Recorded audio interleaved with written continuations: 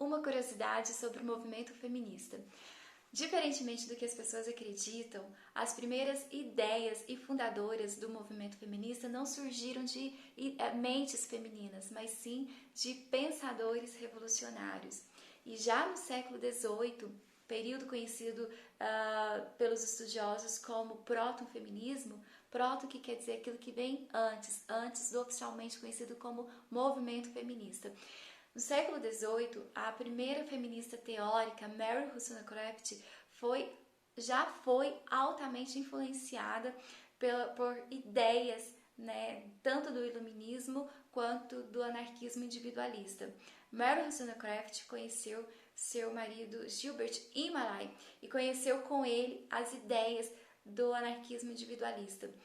Gilbert Imlay foi o autor do livro Os Imigrantes, e neste livro ele faz apologia ao divórcio e também defende a ideia de que as pessoas deveriam ser livres para praticar toda e qualquer forma de sexualidade sem pensar nas consequências. Afinal de contas, o anarquismo individualista ensina isso, que a pessoa tem que fazer de um a tudo para satisfazer a sua vontade sem pensar no amanhã. Mary Wollstonecraft fica grávida de Gilbert Imlay e ele a abandona. E por conta disso, ela tenta suicídio 2 vezes. Depois, ela conhece seu segundo marido, William Golding.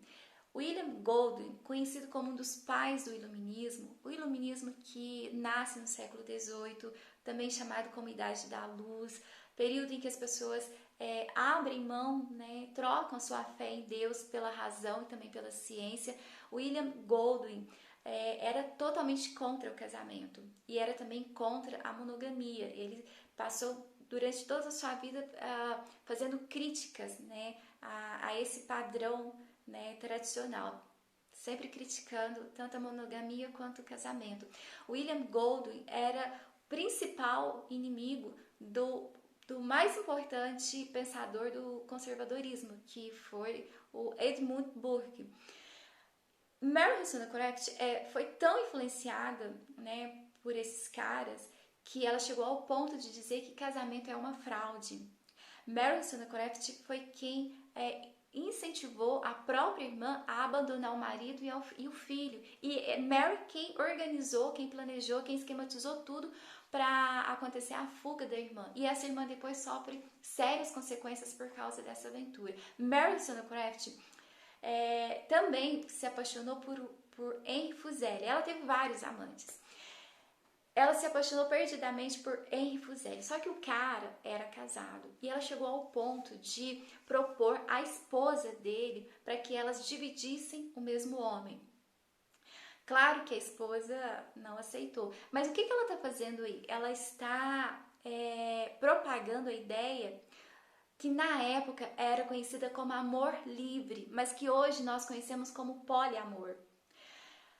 Mary Wollstonecraft acreditava também que homem ou mulher não passavam de construção social. Então ela acreditava que se a mulher fosse educada como homem, ela também seria como um homem, né? E é aí que nasce a primeira ideia, né? Aí que a gente conhece a sementinha da ideologia de gênero. Lembra?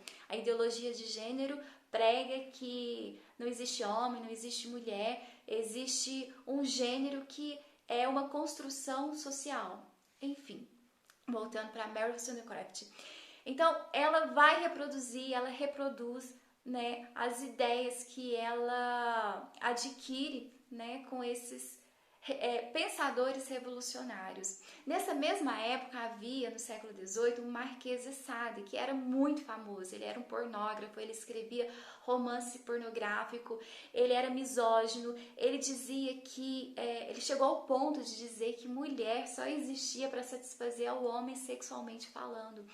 Ele tinha relação sexual com o animal, ele incentivava as pessoas a fazerem o mesmo, ele difundia a ideia da masturbação pela França, e ele seguia essa linha, né, moral. Então, ela foi muito influenciada por esses caras, e essa mesma influência a gente percebe não só em Mary, a gente percebe no decorrer do movimento feminista através das feministas teóricas, das fundadoras. Então, quando a gente pensa que houve um período em que o movimento feminista foi cristão, foi brando, foi leve, não houve isso. Desde o início, o movimento feminista é radical, ele continua radical. Essa é a linha dele. A principal autora do movimento feminista, né, Kate Millett, que foi quem escreveu o principal livro do movimento, chamado Política Sexual, é ela quem afirma que o objetivo principal desse movimento, nem de longe, é lutar por direitos civis, mas sim destruir o sistema patriarcal e instalar uma revolução sexual. Revolução sexual que começa lá no proto-feminismo, como a gente acabou de dizer. Então, ao longo do movimento, a gente vai percebendo essa sequência, né, da revolução sexual sempre presente. Nós poderíamos citar várias feministas teóricas que reproduziram essas mesmas ideias e para isso não faltaria exemplo, mas nós podemos pensar aqui na clássica Simone de Beauvoir. Simone de Beauvoir, né, por volta de 1949, ela estava fazendo a mesma coisa. Ela e seu amante Jean-Paul Sartre, filósofo francês, famoso também, eles estavam vivendo uma sequência de aventuras desregradas sexualmente falando.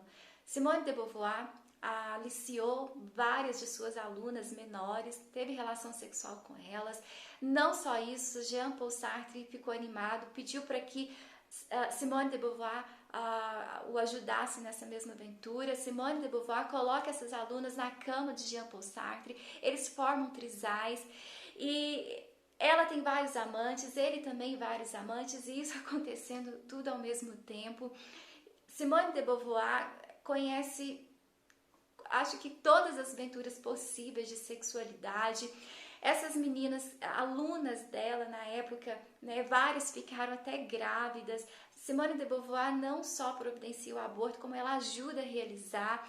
Várias meninas têm inicialização ao álcool, à droga, várias ficam com depressão, enfim.